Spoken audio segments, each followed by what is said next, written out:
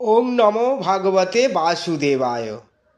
প্রিয় ভক্তবৃন্দ, মুক্তি চ্যানেলের পক্ষ থেকে আপনাদের সকলকে জানাই আন্তরিক প্রণাম ও আশীর্বাদ। আজ আমরা আলোচনা করব এক অত্যন্ত পবিত্র, মহাপুণ্যময় ও মহাশক্তিশালী তিথি, বিজয়া একাদশী। এই একাদশী কেবল একটি উপবাসের দিন নয়, এটি আত্মার পরিশুদ্ধির দিন, কর্মবন্ধন ছিন্ন করার দিন এবং জীবনের প্রতিটি সংগ্রামে বিজয় অর্জনের দিব্য সুযোগ।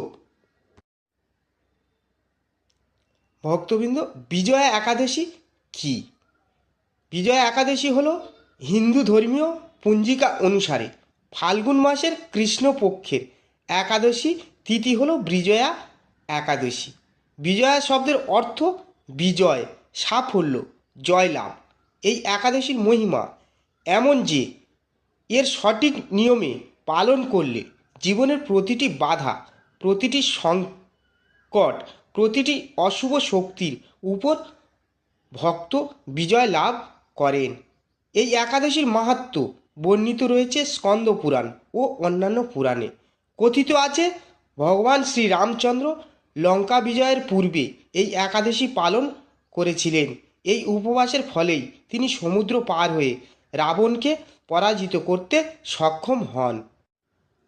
শাস্ত্রীয় কাহিনীতে কী রয়েছে? রামচন্দ্রের বিজয়ের রহস্য কী? ত্রেতা যুগে যখন রাবণ সীতামাকে অপহরণ করে লঙ্কায় নিয়ে যান, তখন ভগবান রামচন্দ্র অসীম দুঃখে ও উদ্বেগে নিমগ্ন হন। সীতামাকে উদ্ধারের জন্য তিনি বানর সেনা নিয়ে লঙ্কার উদ্দেশ্যে রওনা হন, কিন্তু সামনে কিছু বিশাল সমুদ্র অতিক্রম করা অসম্ভব। তখন লক্ষ্মণজি ভগবানকে জিজ্ঞাসা করলেন, হে প্রভু, আমরা কিভাবে এই সমুদ্র পার হব?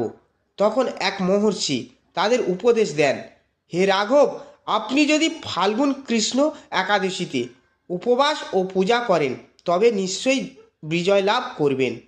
শ্রীরামচন্দ্র ভক্তি ভরে সেই একাদশী পালন করেন।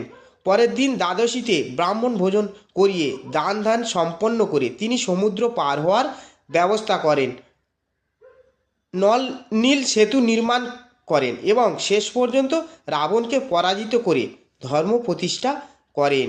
এই কাহিনী আমাদের শেখায়, যেখানে মানবীয় শক্তি থেমে যায় সেখানে ভক্তি ও একাগ্রতা বিজয়ের পথ খুলে দেয়। বিজয়া একাদশীর আধ্যাত্মিক তাৎপর্য কী রয়েছে?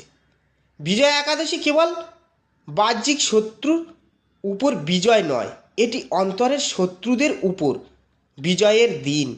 আমাদের ভিতরে যে ছয়টি রিপু রয়েছে, কাম, ক্রোধ, লোভ, মোহ, মদ ও মার্তর্য, এই একাদশী পালনের মাধ্যমে আমরা সেই অশুভ শক্তিগুলিকে নিয়ন্ত্রণ করার শক্তি লাভ করি। এই তিথিতে উপবাস মানে শুধু খাদ্য ত্যাগ নয়, বরং নেতিবাচক চিন্তার ত্যাগ, অন্যায় আচরণ বর্জন, অহংকার পরিত্যাগ, ঈশ্বরের প্রতি সম্পূর্ণ আত্মসমর্পণ। যে ভক্ত সত্যিকারে নিষ্ঠা ও শুদ্ধ চিত্তে এই একাদশী পালন করেন তার জীবনে আধ্যাত্মিক জাগরণ ঘটে। বিজয়া একাদশী পালনের নিয়ম কী রয়েছে? উপবাসের পূর্ব প্রস্তুতি। দশমী তিথি। দশমীর দিন সৎ ও সাত্ত্বিক আহার গ্রহণ করুন। মিথ্যা নিন্দা, পরনিন্দা, ক্রোধ থেকে বিরত থাকুন। শয্যা ও ইন্দ্রিয়ের নিয়ন্ত্রণে রাখুন। একাদশী তিথিতে করণীয় কী রয়েছে? নাম্বার 1, ব্রহ্ম মুহূর্তে জাগরণ। নাম্বার 2, স্নান করে পরিষ্কার বস্ত্র পরিধান। নাম্বার 3, ভগবান বিষ্ণু বা নারায়ণের পূজা। নাম্বার 4, তুলসীপত্র নিবেদন। নাম্বার 5, ওং নমো নারায়ণ বা ওং নমো ভাগবতে বাসুদেবায় মন্ত্র জপ। নাম্বার 6, গীতা পাঠ বা বিষ্ণু সহস্র নাম পাঠ। নাম্বার 7, দিনভর উপবাস, নির্জলা বা ফল আহার। দ্বাদশী তিথিতে ব্রাহ্মণ বা দরিদ্রকে ভোজন করানো, দান ধ্যান এবং উপবাস ভঙ্গ। বিজয়া একাদশীর উপবাসের প্রকৃত অর্থ কী রয়েছে? অনেকে মনে করেন উপবাস মানে না খেয়ে থাকা, কিন্তু শাস্ত্র বলে উপবাস মানে নিকট যোগ বাস অবস্থান, অর্থাৎ ঈশ্বরের নিকটে অবস্থান করা।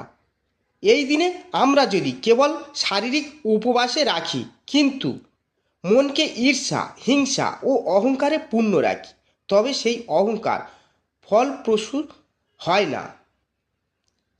সত্যিকারের বিজয়া একাদশী তখনই সফল হয় আমরা কাউকে কষ্ট দিই না, হৃদয়ে ক্ষমা ধারণ করি, ভগবানের প্রতি সম্পূর্ণ বিশ্বাস রাখি। বিজয়া একাদশীর ফল কি রয়েছে? শাস্ত্রে বলা হয়েছে এই একাদশী পালন করলে বহু জন্মের পাপ নাশ হয়, শত্রুর উপর বিজয় লাভ হয়, আদালত মামলা, প্রতিযোগিতা বা জীবনের সংগ্রামে সাফল্য আসে, মানসিক শান্তি ও আধ্যাত্মিক শক্তি বৃদ্ধি পায়, ভগবানের কৃপা লাভ হয়।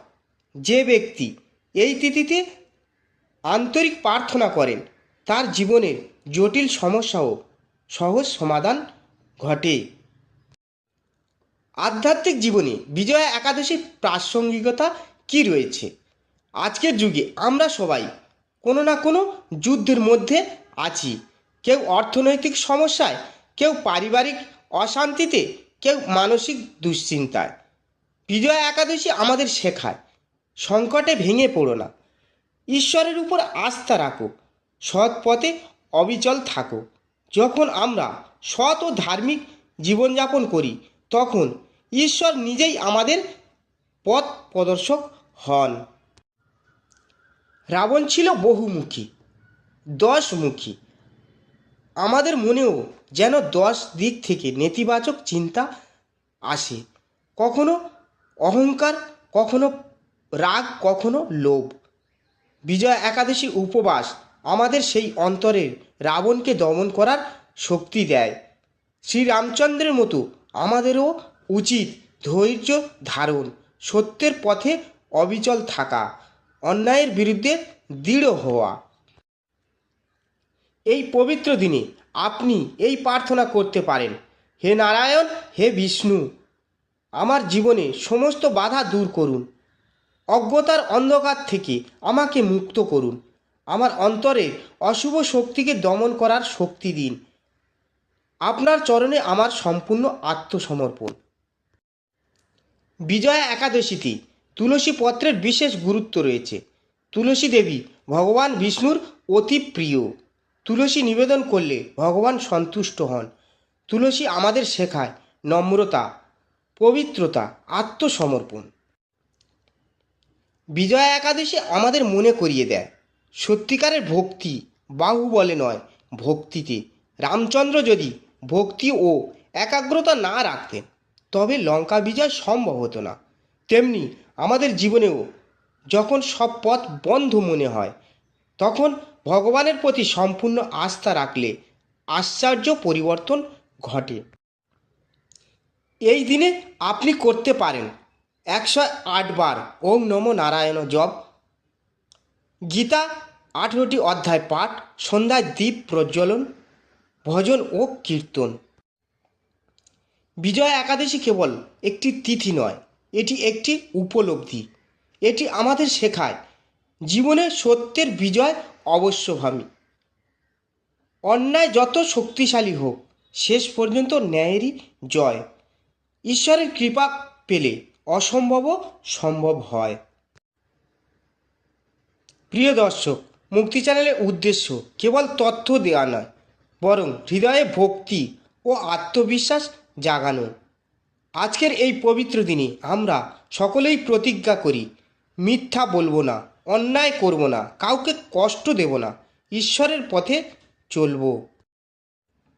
বিজয়া একাদশী আমাদের জীবনে আলো, শক্তি ও আশীর্বাদ নিয়ে আসুক।